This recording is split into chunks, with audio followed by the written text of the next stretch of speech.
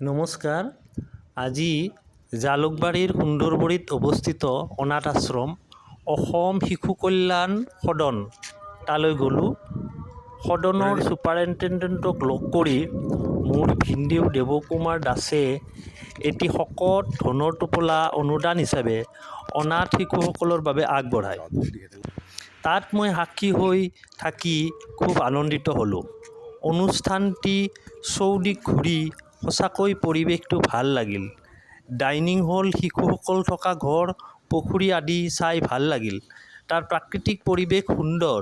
অনুষ্ঠানটি ভৱিষ্যতে আৰু উন্নতি কৰি অনাথ শিশুসকলৰ ভৱিষ্যত সুন্দৰভাৱে গঢ় দিব পাৰে সেই আশা ৰাখি সদনৰ সকলো কৰ্মকৰ্তালৈ ধন্যবাদ জ্ঞাপন কৰিলোঁ। ধন্যবাদ।